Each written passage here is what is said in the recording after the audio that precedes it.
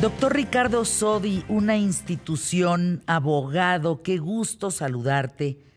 Me es muy importante que todo el público de ¿Qué tal, Fernanda?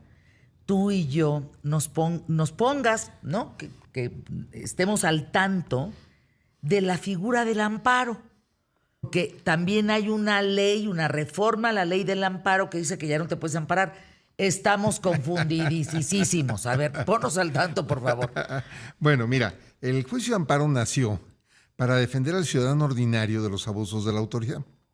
La idea original surgió en Yucatán, en 1841, cuando Yucatán se separó de México, vivió una época de autonomía, y después esa figura del amparo se incorporó en las actas de reforma a la Constitución de 1847 y después en la Constitución del 57, y ya de ahí empezó a crecer la figura. Obviamente empezó a evolucionar, porque antes el amparo es como un paraguas cuando está lloviendo. Solamente el que lo abre se cubre de la lluvia y los demás nos seguimos mojando. Luego el amparo... ¡Qué bien explicado, doctor!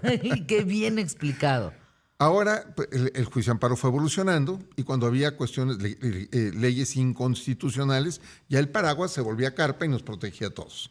Bueno, otra vez volvimos a la relatividad del juicio de amparo. Con el paraguas. Sí, ya solo volvimos al paraguas, vamos un poquito para atrás. Y ahora viene esta nueva reforma.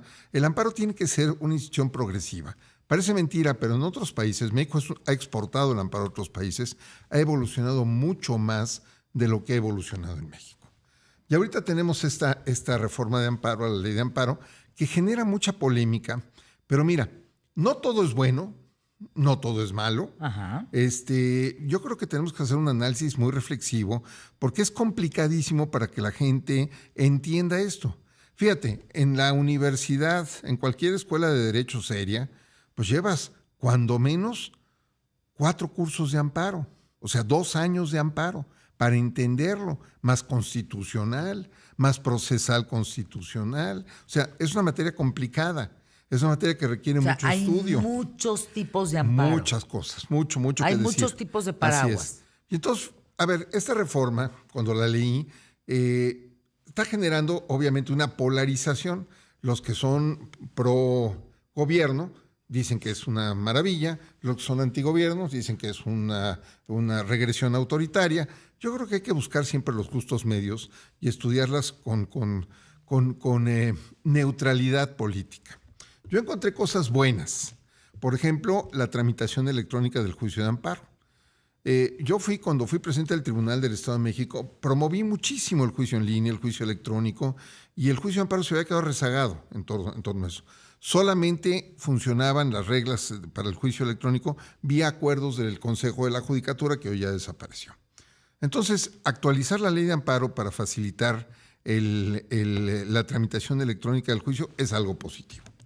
Luego, una cuestión muy babosa, muy técnica, pero que, bueno, la sentencia se tiene que publicar, aunque haya votos de minoría, porque antes con eso bloqueaban la sentencia. Salía la sentencia y no se publicaba porque había un voto de minoría que no se había incorporado. Bueno, eso se acabó. Y también una cuestión que me parece ilusoria, que ahora las sentencias de amparo deben de dictarse dentro de los siguientes 60 días a la Audiencia Constitucional. Eso no va a ser, eso no va a suceder, porque lo que hace falta en el Poder Judicial de la Federación... y faltan 60 días, dice, en 60 sí, 60 días. Hombre, pues van a sacar de cuántos expedientes por minuto, pues no. No. Eso o sea, se cuando puede. termina la Audiencia Constitucional, o sea, presentas, se fija una audiencia constitucional, después de la audiencia 60 días, me parece una fecha ilusoria. Si lo que falta en México son jueces, faltan muchos jueces. La reforma al Poder Judicial no va a resolver los problemas estructurales de la justicia, lo he dicho infinidad de veces, porque faltan jueces. México tiene 4.6 jueces por cada 100,000 habitantes y la media internacional es de 18. O sea, pues simplemente no estamos la media internacional. No estamos a tono. Entonces esto es es como la mamá que le dice, pórtate bien, hijito. ¿Y a dónde vas? A una fiesta terrible, ¿no? Entonces, pórtate bien, pues es una buena intención, sí. Pero pórtate bien, hijito. Bueno, después hay otras cuestiones que hay que analizarlas muy claramente. Yo a veces siempre digo, a veces las reformas legales tienen nombre y apellido. Algunas están diseñadas para para atacar alguna situación, para defenderse de alguna circunstancia. Bueno, el amparo fiscal va a tener reformas. La justificación es, vamos a provocar un incentivo para que los que tienen un problema con Hacienda no lo detengan y se estén amparando y estén retrasando el proceso. Y entonces mandas la defensa hasta el final, ya una vez que se convoca al momento de la publicación de la convocatoria para el remate, o sea, al mero final. Bueno, tiene un sentido de que la gente ya no va a querer retrasar su juicio y va a querer llevarlo hasta el final para defenderse. Sin embargo, eso vamos a ver cómo se ve, cómo se analiza, cómo se ve en la práctica, porque imagínate, te quieren cobrar un crédito fiscal de hace 10 años y vas a seguir todo el procedimiento cuando prescriben 5. Sí, pero se lo puedes decir hasta el final de todo este procedimiento. Entonces, pues eso ¿qué pasa habrá con que ver, corruptos que se amparan? Mira, yo creo que el amparo es un derecho exacto para cualquier persona. Incluso el abuso del amparo es un derecho que tenemos, incluso abusar del amparo. ¿Qué tiene que hacer la autoridad? Estar mejor capacitada y resolver los amparos y distinguirlos y batearlos. No es un tema de diseño de la ley, es un tema de actitud de la autoridad. Entonces ahora nos venden la idea de que van a reformar la ley de amparo para evitar que se ampare uno en exceso o que lo use en exceso.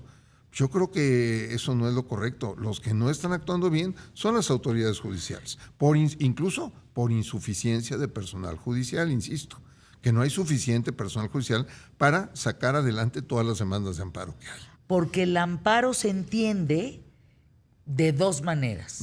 O que tú eres una persona que necesite el amparo para terminar con el abuso y la manipulación del otro y las mentiras del otro, ¿sí?, te tienes que amparar, o te amparas porque eres tan corrupto y está tan sucio y el mugrero tan feo donde estás metido que también te amparas. Pero no, entonces, a ver, tienes que tener una causa, una legitimidad para ampararte, no cualquiera. O sea, aún si tú tratas de hacer un fraude a la ley y utilizas el amparo para ese instrumento, tarde o temprano pierdes. Claro. El juicio de amparo no está diseñado para eso. Está diseñado para proteger al ciudadano de un abuso de autoridad. Por ejemplo, un plan rector del municipio dice, va a pasar una carretera por en medio de tu casa y te voy a quitar tu casa y la voy a demoler. Te vas al juicio de amparo, pides la suspensión y entonces, pues para ese acto, que imagínate, no tendría remedio si después de 6 o 7 meses o un año dijeran, disculpe, usted tenía razón, el periférico no tenía que pasar por la sala de su casa. A ver, no, es que ya se nos fue el tiempo. Porque la pregunta es, y rápida respuesta por tiempo, por ejemplo, los ciudadanos en Ciudad de México específicamente, ¿nos podemos amparar contra el bacheo? ¿Contra el no bacheo, pues? Bueno, no. ¿No? No. A ver, ahí lo que tendríamos que hacer es reportar el bacheo, y si después de reportar el bacheo siguen los baches, entonces demandar al gobierno de la Ciudad de México por daños y perjuicios, porque yo lo reporté y ellos fueron omisos en hacerlo. El amparo no sería para eso. ¿Por qué no hablamos de eso la próxima vez? Encantado la vida. ¿Cómo le hacemos los ciudadanos en nuestras vidas cotidianas para ampararnos de aquello que nos pone en riesgo? Pues básicamente. Para eso es el juicio de amparo, para defenderte de un abuso de autoridad. Bien. De un abuso de autoridad. Gracias, mi querido doctor Ricardo Sodi. Es un agasajo estar contigo aquí en ¿Qué tal, Fernanda? Gracias.